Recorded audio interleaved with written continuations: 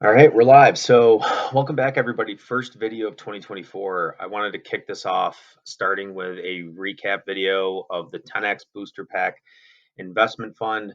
So, I did a recap of this at the end of 2024 that went through basically everything about this fund, all the additional purchases I made, how each set did individually, and then overall, how the fund performed.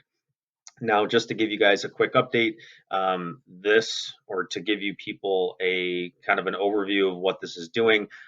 So basically, at the end of 2022, I decided to go back to Sun and Moon base set, pick up at least 10 packs of every single set, and then kind of continue on based on the latest sets that are released in Scarlet Violet.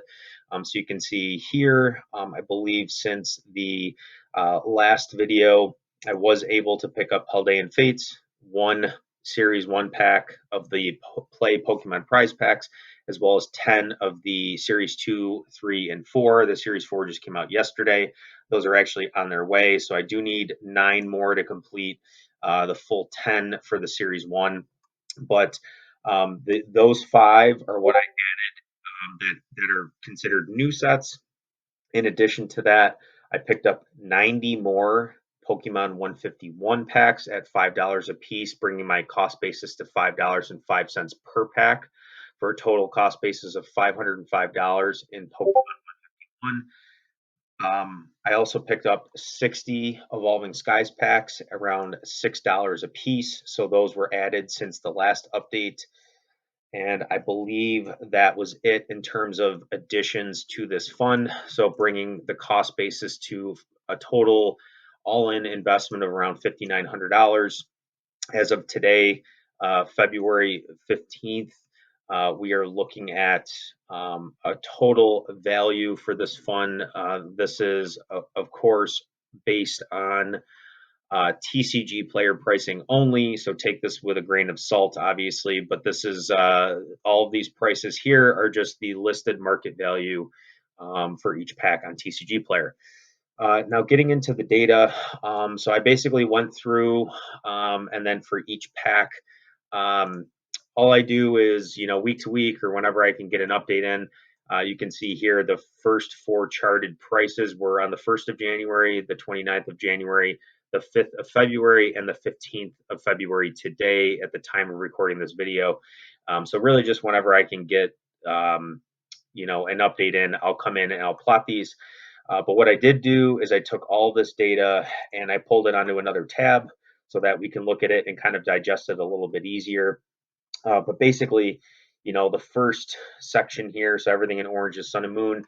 You can see the ones highlighted in green are basically the sets that are greater than 5% increase in the last 6 weeks. So if we're looking at this, Guardians Rising raised about $1, around 10% increase.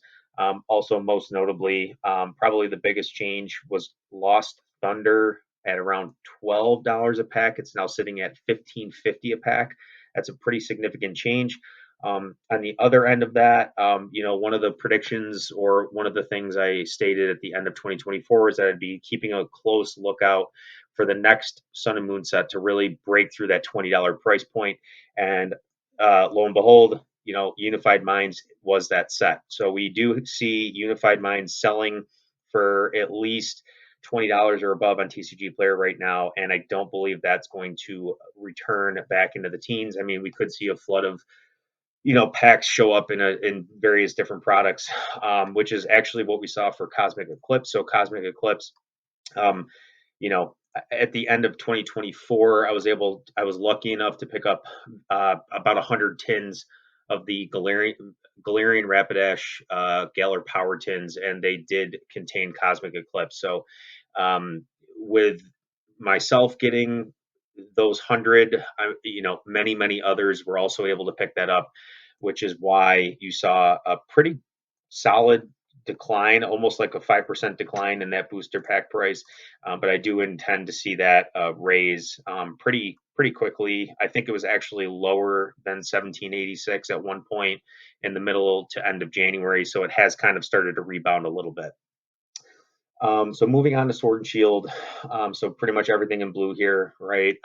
Again, Sword and Shield, I think continues to see kind of just stagnation overall. So what was interesting is that the earlier sets that came out in 2020 and 2021 actually went down, whereas the sets that were released in the end of 2021, 2022 actually did better. So that was something I didn't expect to see. So the kind of total change overall was about, let's say 35 to 40 bucks for Sun and Moon. For Sword and Shield, we looked at about almost like a $70 decline in the fund impact. And then for Scarlet Violet, we really didn't see much. It was about a $10 decline. So overall, you know, um, really just stagnated prices, slash, I would say a little bit of a decline overall. I mean, this is just kind of a slower period in the hobby. Um, but that being said, Sword and Shield, the back end of Sword and Shield kind of counterbalance the front end. And then for Scarlet and Violet, the only positive here, well, I guess two positives, right? So base set was just on the cusp of 5%, and then Paldea Evolved, we saw about a 7% increase, while everything else kind of took a decline. And I didn't show the other 4 or 5 packs that we added, just because we didn't have anything to compare against in the beginning of January, because they either one were not out yet, or two weren't tracking their prices at that time. So overall, not really a lot going on right now, in terms of drastic price swings. The most notable, I would say, would be in the Sun and Moon era. I'm really interested to see kind of how these continue to do this year, as well as the kind of middle chunk of Sword and Shield, kind of in here. From battle styles to like fusion strikes, seeing how those kind of do as we kind of progress into 2024. So again, not a whole lot of crazy things to report on for this period, but we'll continue to give you updates as we move forward and as we pick up the new sets, Temporal Forces, and then I believe it was Twilight Masquerade, is what was dropped today, a leak. So lots of things coming in the future months. Very exciting, and as always, we'll keep you updated. So if you guys stuck around this long, thanks for watching. I'll see you guys next time.